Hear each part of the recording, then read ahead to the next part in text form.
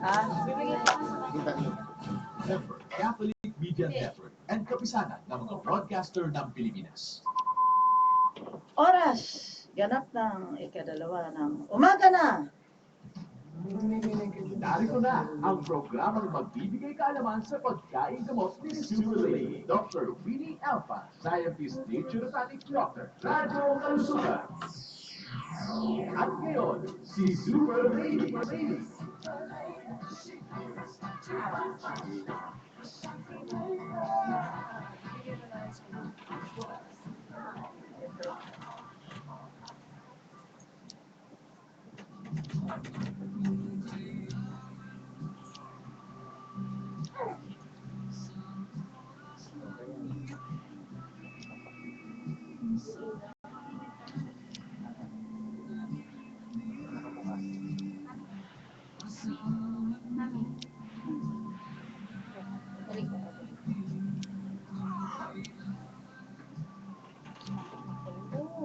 Mami, labas nyo naman.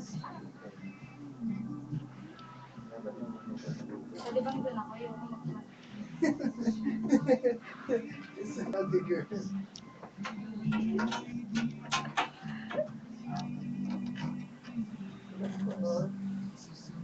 My baby.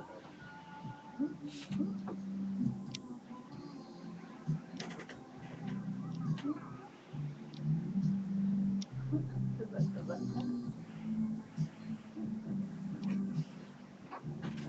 Namitan mo ulit. I-refresh ko rin. Ah.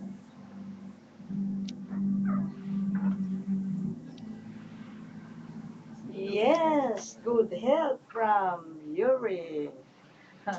Good health sa lahat ng ating mga suking kapanalig, sa lahat ng ating mga tagapakinig globally, sa iba't ibang panig ng mundo. Siyempre, tayo po ay narito sa Pilipinas. Mami, ayan, yung kanyang, okay, so yan. At ito po ang programang Radyo Kalusugan University on Air. Of course, with your scientist doctor, Dr. Winnie Elpa, ito po naturopathic doctor na kilala Super Lady sa buong Pilipinas. Kasama po natin si Macrobiotic Baby. Ayan. Tulog na tulog ang aking baby. Ang ating Macrobiotic Baby. And of course, ang programa po natin ay tungkol sa pagpapalusog ng ating katawan sa natural na kaparaanan, tinawag na Super Ladies Macrobiotic Philippine Food Technology, ang pagkain gamot. Ang pagkain, hindi lang basta laman ng tiyan, hindi lang basta nakakabusog, hindi lang basta nakakalusog, higit sa lahat, nakakatanggal po ng ating mga aray. And ang ating topic today, yung nutritional value naman ng grains, no? Nakaraan, yung legumes, tapos yung nuts, no? Ngayon ay ang ating grains naman. Mamaya po, pabatiin muna natin ang ating mga kasama rito. Jopay, good health sa'yo. Be strong, be healthy, be happy. Welcome po sa programa ni Super Lady, Dr. Winnie R. Alpha, ang ating scientist, inventor, and naturopathic doctor na mas kilala ang Super Lady sa buong Pilipinas. Kung kayo may katanungan, mag-text po 0920-1893782, 0920-1893782. Ako yung ating pong website, pwede kayong makinig, pwede kayong manood sa ating Ustream, www.superladyphilippines.com. Good po sa inyo lahat. Very relieving talaga, Jopay. Pagtingin mo lang dito sa ating angel na to, ha? Yes, tanggalin mo nga yan. Para makita ang beauty ng ating macrobiotic baby. Tulog na tulog. Kasama sa broadcast natin. O, di ba? Say hello, kahit tulog ka. And of course, Mark, bati ka. Good morning po, good health po sa lahat ng tagapakinig ni Super Lady. Tuloy po natin ang chat sa ating website, www.superladyphilippines.com. Michelle, bati ka, Michelle.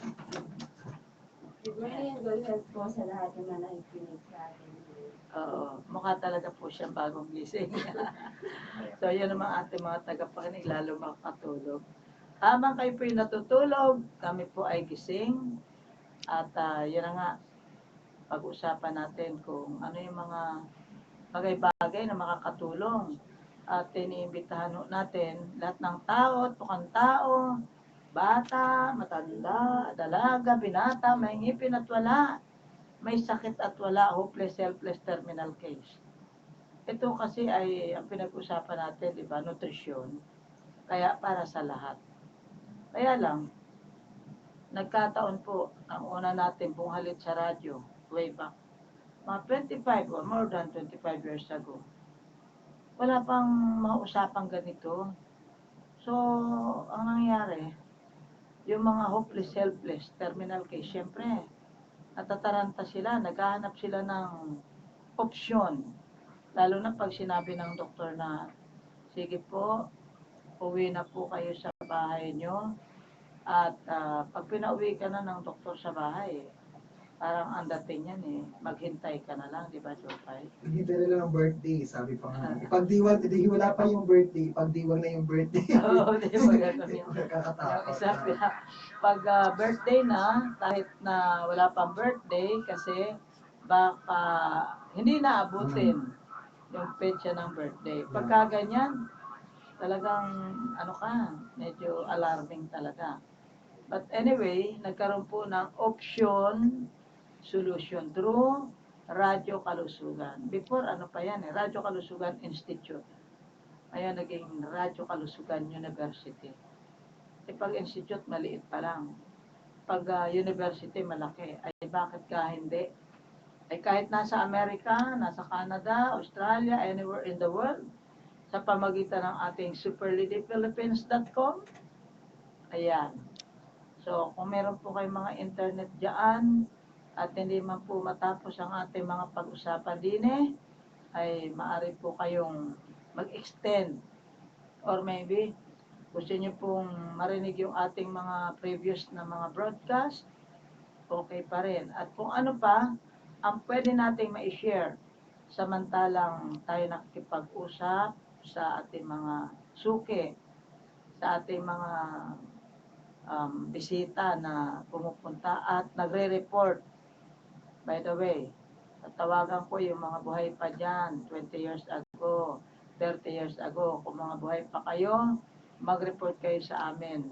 Siguro i-roll call mo yung ating address para alam nila kung saan sila magre-report. Yes, para po sa inyong attendance, dito po, welcome po kayo. 1115, 1115 po yan.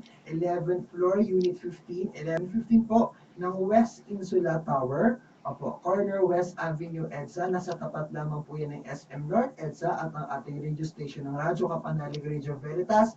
Bukas po ang ating tanggapan, Mondays through Fridays po. Alas 10 po ng umaga, welcome na welcome po kayo. Magpakonsulta, mapa-iris analysis, sabi nga, pinakasimple, pinakamatipid at pinaka-convenienting paraan upang matuklasan ng mga nakatagong aray sa loob ng inyong katawan. No? So makita-kita po tayo sa mata. Muli, mamayang hapon, thank God, today is Friday.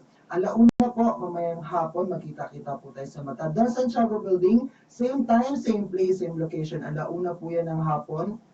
5th floor, room 10 or 510 Don Santiago Building, Taft Avenue, Manila. Nandiyan po si Mr. Ariel Bautista, kasi si Ma'am Beth po medyo wala-wala pa po mamaya. Nasa Tacloban pa po siya. Good hapon, Ma'am Beth. Mag-ingat po kayo. Good hapon po sa inyo. Alam mo, very relieving pagka nakatingin ka sa angel na ganito. Baka meron kayong mga apo dyan, mga sakitin, mga payat, parang kahit pinapakain, pinadododo, malnourished pa rin ang tingin, may mga sakit, may mga ubo, may mga sipon, ang plema hindi nakakalabas, naku po. Kailangan po ninyo ating formula, ang recipe 1 in 2, mix, and then, ang ginawa ko po ay binlender ko, sinala ko pa, and then syempre baka hindi lumusot sa dodo. Kaya ayan po naging result, nakita niyo naman, ang poging-poging si Yuri, tulog na tulog. Ang nakakatawa talaga, no? Pag-alagain na lang ako ng kahit 100 bata, wag na lang yung matatanda. O, di ba? Kaya lang, mas madali talagang alagaan ang mga bata kumpara mo sa matanda. Unang-una, ang bata, kahit ano isubo mo, talagang, sige lang, ayan. Pero, yung mga announcements natin, yung sa Canada, Meron ka bang listahan yung mga Ayan. categories na pwedeng mag-ambisyon? Sige O yung po. may mga ambisyon na talaga? Yes, top categories, nakalagay po dito, top categories for Ito ay Canada. public service ng Radyo Kalusugan kasi para makatulong tayo dun sa ating mga kababayan na gustong umangat ang buhay sa pamagitan ng pagkakaroon ng immigrant visa sa Canada. Yes, ito po yung mga available or yung mga field of interest ninyo. Meron po tayong registered nurses, dentists, social workers, architects, engineers. Dito po sa engineers, ang dami-dami pa po. Civil engineers, mechanical, chemical engineers, mining, aerospace, computer engineering, engineering managers, and so on and so forth. So for further information, text nyo na lang po si Super Lady or tumawag 442-3570. 442-3570 or mag-text 0920-1893-782. Good help po. Because we care. No? Yes. Kaya natin ipinapaalam yung good news. Mhm. Dahil kung ako lang ay bata pa, ay kaso naman, absolute na yung edad eh. Expired na. Hanggang Expirable. 50 lang eh, Jopay. Pwede ka pa ba? Pwede pa po. Mula 18, no? Mhm.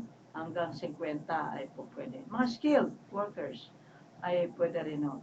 So, kailangan magtulungan talaga tayo para at least hindi man nila tayo bibigyan ng pera, malay mo, kung sila ay because of this announcement, umunlad ang buhay nila sa Canada, tapos bigla tayo pumunta roon, Jopay. Ah, Mark. Tapos meron man lang magpakain sa atin doon. Oh, edi ganun lang naman ang buhay eh. Una-una lang yan. Una-una sa pag-unlad, ibig ko sabihin. Anyway, isa natin itong nutritional value ng tinatawag nating grains. Wait, bago po tayo magpatuloy, November 22 na po ngayong araw na to. November 30, Yes. December 1, 2, and 3, nandiyan po sa Palawan si Super Lady. Oo. Medyo makipag-coordinate sila no, sa ating cellphone number. At gano'n na rin sa ating sa internet. Opo. superladyphilippines.com. Pwede rin po kayo magtanong, makipag-usap. At sasagutin natin right now yung inyong mga tanong. Okay, nutritional value of grains. Pero mamayang hapon, meron tayong facial treatment, free. Okay, yung gusto magpakinis ng mga balat dyan, may balat pa. Kung mukha man kayo in-normalize, no vacancy mo, mas interesado tayo sa ganun. Ano pa na ang hipon mo sa mukha mo. Kasi alam nyo, habang naghihilamos kayo ito, gumagamit ng aming skincare, yung sabon, yung cream. The more kayong gagana maghilamos at mag-alaga ng skin nyo. Bakit? Kasi habang nararamdaman mo kumikinis, tapos binabati-bati ka ng mga kakilala mo, uy, parang nagpa-facial treatment. Nagpa-facial ka ba? O, ikaw ba, hindi ka binabati, Jopay? Yun nga sabi nga nung nung kakilala ko doon sa MRT, sabi niya, sir, blooming ka ngayon, sir. Blooming. O, di ba? Parang ang si Yuri. Nakita mo naman, how blooming Yuri is. O, di ba? Ang cute talaga, nako. Bala sa buhay niyo, basta kami, cute kami rito. Pero, walang peroan, baka may mga apo kayo dyan, problematic kayo. May mga sipon, may mga ubo, o kaya ayaw nyo magkasipon. Ito naman pinainom ko lang dahil ayaw ko siya magkasakit, ayaw ko siya magkasipon, magkaubo, at saka para malakas ang katawan niya. Ngayon para ng Tarzan Itong batang ito, biglang usbong, biglang laki. Dati ano lang to parang kasya na sa kahon ng sapatos. Aba, biglang haba, biglang nakita mo naman yung mukha niyan. Ang cute-cute talaga, nako, hindi ko talaga mapigilan na hindi magsabi ng katotohanan. Okay, grains provide digestible carbohydrates. Kasi merong indigestible carbohydrates Ibig sabihin, tunawable at hindi tunawable. Pero, yan ay napakalaking bagay, tulong sa katawan ng tao na pinagkukunan natin ng energy, yung mga grains na yan. Pero, alam mo, ito mga kapanahonan pa ni Jesus Christ, ito yung talagang ginagamit na. And of course, sa iba't ibang panig ng mundo, ay meron tayong iba-ibang mga grains na napoproduce. katulad ng Amerika, katulad ng Asia, Africa. Sa Africa yung sorghum, millet, no? Millet ba yun? Yung pronunciation yan. And then, sa Mediterranean Europe naman, yung mga wheat. Uso-uso ba? Kumbaga, yun yung nagiging, tumutubo, favorable sa lupa kung saan siya tumutubo. Middle East naman barley. Ayan. So, di ba dito, tayo parang amazed tayo sa barley. Pero hindi natin alam, ang totoo niyan, yung palay sa Asia kasi palay, no? Rice. Merong akong na pag-aralan, Mark, na 47 na vitamins, minerals o elements mula sa rice. Alam mo dami nun Tapos, actually, nag-eksperimento ako niyan Kaya lang, nauso kasi dito sa atin yung chemically produced. Kaya, hindi natin ina-advise. Lalo na yung mga pasyente natin talagang totoong pasyente. Hindi natin pinapakain ng rice o kanin at ulam. Bakit? Hindi tayo sigurado Baka bombarded yan ng chemicals mula pa lang sa lupa. Maraming insecticide, pesticide, herbicide, suicide, para ka nagsusuicide di ba? So, you might as well not, no? Palit mo na lang ay kamote, saging, gabi, ubi, kamote, kamote. Sigurado ako na organically grown yun, di ba? Tama ba ako, Martin? Wala pong, sabi nila brown rice daw, pwede po. Hindi, alam mo, iba ang brown rice. Brown talaga yon. Kaya brown, yung iba ay binayo. Ibig sabihin nun, pag sinabing white rice, actually, noong mga panahon, pag mga white, yung symbol of, nasa high society. Doon nag-umpisa yan. Dahil siyempre, una, yung mga whole grains, di ba? Brown. Kaya brown. Pero meron talagang brown, na totoong brown. O kaya pula. Yan.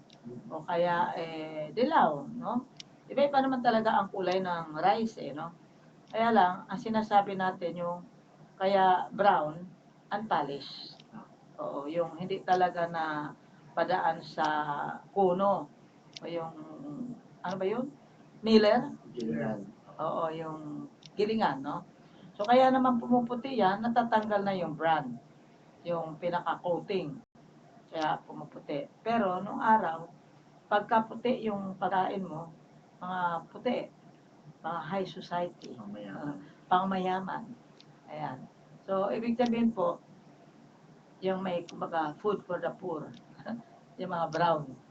Pero, nalaman, so kumbaga, pagbabalik ng nakaraan, natuklasan, alam mo na, yung mga malilikot mag-aral, mga scientists, mga sino-sino mga nakaka-invento ng mga iba't ibang mga bagay, huy, hindi pala maganda yung white, sabi nila.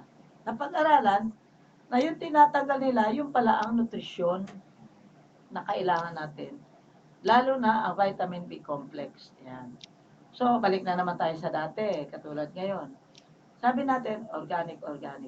Pag sinabing organic, ibig sabihin nun, non-chemicals. So, chemical-free. Walang mga insecticide, basta walang mga, hindi GMO pag sinabing organically grown, opposite yan ng GMO, genetically modified organism. No? So, yun ay ang tawag doon, engineered food. Ibig sabihin nun, binubuhay mo pa lang yung pagkain na engineer na. Na-alter yung molecular. Na-alter na yung, para bang planted na yung no? So, sa ibang salita, para bagang ganito, yung buto, kunwari, injection ng kuya kung anong ilagay ko dyan. But at the same time, itatanim ko. Pag tinanim mo, natural, tutubo. Pag tubo, hindi mo naman alam kung ano yun Basta yun yung GMO. Pero, pwede naman na may poison na yun. Kaya pagkain mo nun, sisira na lang ang ulo mo. Ganun lang, kasimple. Engineer, parang walang pinag-iba yan sa mga tao ngayon. Sa mga tao ngayon, alam mo, mga normal. Pero abnormal. Ibig sabihin, marami kasing taong lumaki sa synthetic. Halimbawa, itong baby na to, palakayin mo ito sa synthetic. Konting lagnat, konting sakit, konting sipon, konting ubo. Ida-drug pusher mo na to. Painumin mo na ng drugs. Aba, hindi na. Mag-recipe 1 into lang. Tapos na ang buksing. O, di ba? Ibig sabihin, kung may sakit man ang bata, o wala mang sakit, o wala pang sakit, ang recipe 1 into ay free from chemicals na makakapagpalaki ng bata at makakapagtanggal ng, iba kasi yung principle ng natural eh. Ang principle ng natural ay corrective. Ang tawag dyan, corrective treatment or approach. Kapag synthetic, suppressive. Sino-suppress mo ang symptoms? Ano ba ang halimbawa ng symptoms? Lagnat. O ang ubo. Hindi sakit yung ubo. Defense mechanism. Yung lagnat, defense mechanism din. Kaya tumataas ang temperatura ng katawan ng tao, yan ay nangangahulugan na merong invasion. May invaders. Merong mga microorganism, may mga bacteria, okay, na pumapasok sa parte ng katawan na nakaka-infeksyon. Ayan. So in other words, kaya tumataas ang temperatura para patayin. Hindi na normal temperature yun, above normal temperature. Upang patayin ang invaders. Yan po ang ibig sabihin ng lagnat. Ang gawa natin, tanggalin yung lagnat. Yun na nga yung hudyat para maging aware ko, merong infeksyon, merong nangyayaring invasion sa iyong katawan. So, ang gagawin mo lang dyan, recipe 1 in 2. May infection ka, nagnanana ka na, nagnanaknak ka na, marami ka ng accumulation ng bacteria. Ang gagawin mo dyan, lunurin mo ng yellow juice natin, recipe 1. At, syempre, kung nagtanggal ka, ibalik mo. Ibalik mo naman yung sustansya o yung dugo. Kaya nga may blood maker tayo. Yung recipe 1, eliminator or unloading. Yung unwanted elements. Yun namang recipe 2, loading ng needed nutrients. Yan. Kaya nakita mo talaga itong baby ko. Grabe talaga. Pagka hindi ka naman talaga naging gwapo niyang recipe 1 intong mix yan. Sanggol, yung iba sabi, para kunyari matatanda na. Ay naku, baka makamatay ang recipe 1 into mo. Diyos ko, makakamatay pala. Bakit ko pa pinadudo dito sa bata na to, di ba? Ito ay isang ebidensya na ang recipe 1 into ay napaka-safe na pagkain ng taong nagugutom o ng taong kailangan ang nutrisyon. Ngunit kung sakali naman na yung kumakain ay may karamdaman, may sakit, yung pagkaraniwan lang naman sakit ng mga, lalo na mga children, mga babies, digestive system at saka respiratory. Ganon din naman ang matatanda actually. Kaya lang, ang matatanda kasi maraming etc. Marami ng komplikasyon gawa ng matagal na. O ito, comparison. Yung edad natin, iba-iba. Ako, live 60. O, kayo naman dyan. O, ikaw, 20s. Ikaw, 20s ka rin. Ikaw, 20s ka rin? O, meron dyan, 30s. So, iba-ibang edad natin. Pero, iba-ibang edad natin. Ito, 1 month old. Naumpisan kong lagyan yung kanyang dodo. 1 month old lang. Pero ang tanong, bakit ganun karami ang ine-evac niya? Yung pupo niya, ba't ang dami-dami? Hanggang ngayon, everyday, nilalagyan natin ng recipe 1 into ang kanyang dodo. Pero napakabilis po talaga. Alam mo, gigil na gigil talaga ako. Sana may mag-donate sa atin. Kahit doblehin ko po yung halaga ng donation nyo, ay tatakbo talaga ako doon sa sa Tacloban. Kasi ang kasunod dyan, epidemya After the flood, after the kalamidad, epidemya po ng pagkakasakit. Kaya nga yung iba ron nagkakamatay na dahil sa sakit, hindi na sa baha, hindi nalunod. Nakalusot na nga Ang problema, hindi po sapat ang injeksyon. Hindi po sapat, unang-una, siguro sa dami. At saka iisa-isayin mo injeksyon ninyo. Tapos bawat isang sakit, isang gamot. Paano kung hindi naman lahat masapatan? Samantalang ito, Kumbaga sa ano, babahog-bahog yun. Bibigyan mo lang, battle of recipe 1 and 2. Drink. Eh, doon pa lang matatapos na yung problema natin. Kaya ibig ko sabihin, kailan kaya tayo bibigyan ni Lord ng ganyang yan ang dream ko, Jopay sa totoo lang. Yung dream ko, yung makakatakbo ako sa mga kalamidad, at may dala ko recipe 1 and 2. Tatakbo ka ro, wala ka naman bit-bit. Dala mo 10 bote. Naku, sa bagay, kung yung 10 bote, tainan ko sa 10 tao, tapos halip mamamatay na, hindi pa sila namatay, nabuhay sila, okay na rin, di ba? Pwede ba? Oh. Kasi Kaya lang papunta ako ng Palawan. Ano ba to?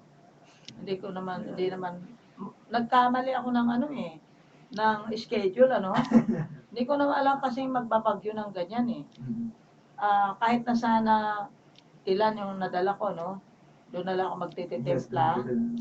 Pagkatapos, pamimigay ko doon pipili lang ako. Yung talagang mga sanggol, at least malaki pa kapalaran nun. Yung mga matatanda, pabayaan mo na muna. Kasi kung kapos di ba? Lalong-lalo na po yung mga bata na malnourished, mga kapos, yung mga buto at balat na, may mga tuberculosis, mga bata, may mga anemia, leukemia, ay grabe, Jopay. Sana bigay ni Lord na tayo ay makapagsilbi sa mga tao na yan. Lalo na in times of calamities, na tayo ay makapag-offer. Alam ko kasi walang ganyan sa buong mundo. Opo. Pupunta ka doon sa mga ganyan, ang dadali nila mga gamot, butika. O pagkain nila basta lang pagkain. Hindi pagkain gamot. Honest. Wala talaga, and no one can guarantee. But I can guarantee the result. Grabe, Lord, sana bigyan mo kami ng pang dadalhin ng mga pagkain gamot, Kasi pupunta tayo, susugod tayo. Siguro kahit tayo lang 5, o pwede na rin. Kung meron tayong dadalhin, kung meron tayong bibit-bitin, at meron tayong ilalagay sa bottle at isi-shake natin, siguro bibili tayo ng mga bottled, yung mga bottled water, tapos lalagyan na lang, babawasan natin tubig, tapos lalagyan natin ng mix 1 and 2, Tapos shake, pamimigay na natin. Instead na tubig lang ba? Opo. Yun ang ating ipamimigay. Palagay ko, marami nang mahatiran siguro. Kasi ito hindi basta-basta ganito lang na laman ng tiyan Ito po ay pagkain gamot. Kaya, ayan, sa Amerika, yung mga mais, yun naman ang kanila doon. Ang Northern Europe, rye. Ayan. Ang Asia, rice. Ang Middle East, barley. Mediterranean Europe, wheat. Ang Africa ay millet or sorghum. Ayan. So ngayon, naisa-isa natin. Ang grains ay basic na pagkain sa buong mundo. Cereals and grains. Ngayon, tingnan natin itong ating kodigo legal. Nutritional value of grains, yan na nga. Inumpisa natin. Kaya para ka namang higante, At saka kung umutot siya, ang ingay, parang sa matanda, baka uutot nakakaya sa kanila. Then, may protein yan, yung grains na yan, kasama yan. Ang oats and wheat naman, di isa nga yan. Siyempre, kasama yan sa mga cereal natin. And then, of course, yung mga corn and rice. Ay, nako, maraming protein yan. Okay. Vitamins, may B1, may B2, may B3, may pati vitamin E. Kita mo na. And then, may minerals, ano pa, phytochemical elements, yan. So, napakarami po medyo absent lang sa kanila yung tinatawag na provitamin A, vitamin C, pero i-compensate yan kung papatubuin mo yung mga grains na to. Tulad sa Amerika, yung doon sa tinitirahan kong bahay, palibasa nag-iisa lang ako, 2 kwarto, 2 rooms, 2 bedrooms, Sa sala lang ako natutulog. Maglalagay ako ng carpet, papatungan ko yung carpet na dati. Tapos doon na rin ang opisina ko. Tapos kadugtong yung kusina. Ay naku, ang daming kong tanim doong wheatgrass. Nakalagay sa bottles. Opo, opo. So makikita mo talaga yung mga roots nila. After 7 days, i-juicer ko na. Mhm. O, inumin ko na, enjoy. Diba? And then yung alfalfa, ganun din. I-grow ko rin. Opo. Doon din sa bottle. Yun na, pagkain ko na rin yun. Tapos pupunta ako ng supermarket. Opo. Bibili na ako ng mga nuts. Yung pink salmon. Ay, naku, ang sarap na miss ko talaga. Oo, meron din naman dito, no. Kaya lang parang iba talaga dun ang setting, ng mga pagkain. Para bagang ang dami-dami, sagana pa. Parang hindi katulad dito, parang rare species yung hinahanap ko mga pagkain. Endangered. Parang endangered species. Hindi ko makita, parang aaninawin mo talaga eh. Pero honestly, I enjoyed talaga ang pagkain sa ibang bansa. Amerika, Australia, kahit nasa Hong Kong lang. Kasi bakit ganun? Ang dami nilang mga pagkain doon. Bakit tayo? Bakit parang salat? Mayroon naman mga vegetables, mga lantutay. Mga ano ba tawag yan? Lantana, ha? Tama. Lantana. Binasa. Oo, parang bilasa na. Sa isda naman, duling na. Minsan may eczema pa. Yung mga ganon. Honestly, kumakain din naman ako before ng mga galunggong, yung mga ordinary mga ganyan, mga isda. Bakit kaya pag nag-macrobiotic ka, unti-unti mong madidisregard talaga. Kahit na gusto mong kainin dahil enjoy ka noon eh. Iniisip ko, ingit na ingit nga ako sa iyo, sa totoo lang. Pag kumakain ka, di ba napansin mo, tinitingnan kita mabuti. Opo. Ako, kain. Ay, nako. Pero ngayon, ewan ko ba, bakit? Ang akin lang talagang acceptable na isda ay pink salmon. Pag ako naman ay kumain ng bangus, medyo kumakain ako, pero parang, hindi sa pagbibiro, parang nandidiri ako. Ang pangit, Pangit ng pakiramdam pagka gano'n. Samantalang kung kumakain ka na enjoy ka, parang buhaghag pati mukha mo. Dito parang kuluntoy ang feeling ko eh, di ba? Ang nare-format na yung Honestly, gusto ko talaga maging, buhaghag ako. Yung pampalay na parang bintog na bintog yung palay. Ganon, pagka yung malnourished ang palay, ipa. Wala kang makakain, binlid, ipa. Pagiling mo yan, wala kang makukuhang, gas. Puro ipa ang makukuha mo. Anyway, yung ating telepono ay banggitin mo muna. At yung ating mga announcements, no? So, mamaya, meron tayong legal forum, May schedule po ba? Ha? Ngayong araw na Oo, legal. Biyernes. Legal forum Ano natin, oras po? 7 to 8. Ano oras? 7 to 8? Oo. Na umaga? 1 hour lang. Oo. 7 to 8 ka po. 2 to 3, may 4 to 5 pa tayo. Broadcast Tapos tayo. may 7 to 8. Sige, Saan pong location? sa tayo? Basta makinig na lang sila sa atin sa Ustream. Di ba? Sa Ustream. Okay. Mag-Ustream na lang sila para Sige alam po. nila kung nasa tayo. Basta yung extension natin, Mm-hmm. yung 4 to Lagi 5 nasa natin, Ustream. Ustream na lang. Mm-hmm. At least, di ba? Makikita ang beauty natin kahit nasa Europa, sa United Kingdom, Face value. sa Australia, kahit na saan.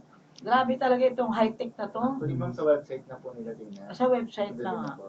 superreadyphilippines.com. Ayan, yung ating Sa bandang consultant kanan na po. web. Bandang kanan ng website po, nandun po yung live video or Yes. previous video po ng broadcast. Talaga ha.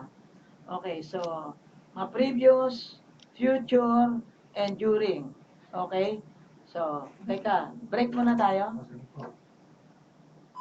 Alamin ang tikman ng pagkain gamot ni Super Lady Radyo Kalusugan. Gagaling ko ba yan? Ito na. Diyan na. The #1 faith-based radio in the Philippines. Emergency care. Veritas 846 Pagkanan ko, dadaling ko. Hindi nyo free. Gagaling ko? Hindi na siya makikita. Hindi na siya makikita. Ito. Ha? Pakita niyo na siya. Sayang na lang 30 minutes. Kami ang familiar na yung mukha niya sa top. Sayang naman. Yun na lang. Itong dada niya. Dadaling ko. Baka umiyak eh. Baka mawala ka. Galing ko. Hindi nyo naman nagagamitan na. Baka muna. Paalis ha. Remember, Catholic Media Network and kapisanan ng mga broadcaster ng Pilipinas. Oras. 35 minuto makalipas ang ikadalawa na umaga na. Alamin at tuklasin ang Okay, masyadong malakas ang aray internet. sa loob ng katawan sa pamamagitan ng simple at matipid na pamamaraan. Magpakonsulta kay Super Lady Dr. Winnie Alpha, Scientist Naturopathic Doctor sa Super Ladies Macrobiotic Cafe, 4th floor, Victory Central Mall, Monumento, Caloocan City o sa 11th floor, West Institute Building, West Avenue, Quezon City. Tumawag sa 442-3570. Tumawag sa 442-3570 o sa 227-2646.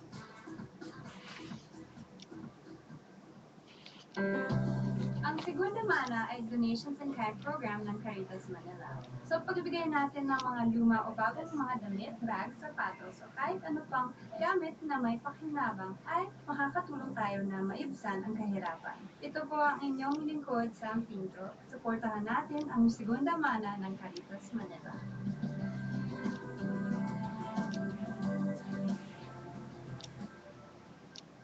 Honey, kids, shopping tayo. Manager na ang daddy nyo. Dad, bili tayo ng bagong MPJ player. Sure na, barya lang yan. Dad, buy me a new camera phone, please. Bumili ka ng dalawa, barya lang yan. Honey, does that mean you're gonna buy me a new dress and nice shoes? Of course, at kakain tayo ng steak dinner pagkatapos mag-shopping. Barya lang lahat yan.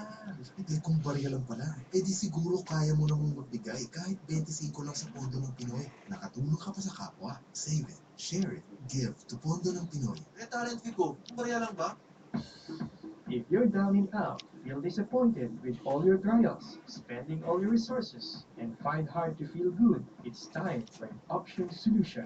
Live a lifestyle. Super Ladies Macrobiotic Lifestyle. Text or call 0922-288-2852 or 442-3570. Alamin ang hikman ng pagkain gamot ni Super Lady Radyo Kalusugan.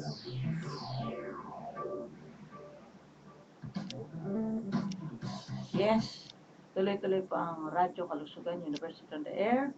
With your scientist, Dr. Winnie Alpha, isa pong naturopathic doctor na kilala sa Super Lady sa buong Pilipinas. At syempre, announcement ulit natin. Ayun po, Mga mamayang reminders. hapon. Mamayang O hapon yung po. smile loading natin, ha? Hindi na Yes. natin ina-announce. Yes, magkita-kita po tayo mamayang hapon, alauna po, dito po sa 5th floor, room 10, Don Santiago Building, sa tapat With po cooking yun ng demonstration. Philippine General Hospital between Pedro Hill at UN Station ng LRT. Every Friday po ang ating health seminar dyan. Alauna na po yung makita-kita po tayo sa mata.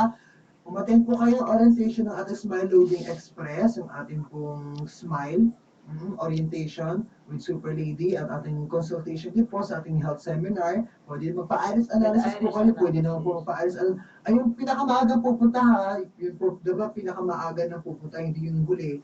Kasi po meron tayong facial treatment po sa magkita-kita po tayo sa mata. Mga alas 12 nandun na po ako magkita-kita po. May, Good po. may meron tayong kakainin. Ayan. Sana, text natin si Ma'am Senny. Okay. So, kasi naman, kasama talaga yung food preparation, proper Yes. food preparation. At as much as possible, yun din tubig contamination. Mhm. So, kaya pati tubig, pati lutuan, lahat kasama yan ho dito sa pinag-usapan natin. Kasi kahit nagmamacrobiotic tayo, contaminated naman yung mga drinks natin, yung mga lutuan natin, cancer causing. So, parang wala yung pinaghirapan natin, di ba? And ito sana yung nakikita ko kasi kahapon meron tayong naging visitor, mag-asawa. Nagpa-iris lang sila. Pero they are not prepared para mag-undergo ng procedure. So parang Okay, yung babae, feeling yun eh, si Mrs. Feeling yun si Mrs. actually, yun na nga, kailangan ganito. Meron talaga kayong prepared budget. Kasi, unang-una, syempre, talagang ganun ang buhay eh. Gusto mong mabuhay na walang aray, mabuhay ka ng normal, hindi ka mukhang abnormal, at mamatay man tayo, nakangiti, hindi nakangiwi, at hindi tayo mabankrupt kasi kaipon ng pera. Sa totoo lang, mali ang pinag-uukulan ng pera. Hindi ho talaga magaling ang Pilipino pagdating sa budgeting. Kasama na ako doon. Pero, ako natutunan ko talaga, whatever, no, ang wala, basta yung pagkain, pa-prioritize ko. Of course, lahat naman ng tao priority pagkain. Kaya lang, anong quality? Kasi, ang iniisip ko, kung basta lang laman ng tiyan na ipapasok ko sa loob ng katawan ko, sigurado magkakasakit ako. Pagka nagkasakit ka, unlimited ang gastos. Kaya yung ating lifetime membership, sinasali natin yung medical, pagbabantay ba sa kalusugan natin? Medical check-up, consultation, maybe kailangan mo ma-confine or accommodation. No? Kailan paghandaan natin yun bago tayo matuluyan. Bakit kamo? Kasi, di naman natin sinasabi huwag na tayo mamatay, pero kung preparado tayo sa mga bagay-bagay na ganito, tulad yan, kung hintay mo lumala ka bago ka susugod sa ospital, medyo mahirap yun. Kailangan may konti-konti pa lang na aray, patingin na.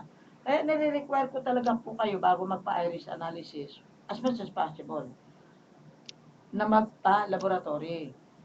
Kasi, tulad ng CBC, complete blood count, ina-count.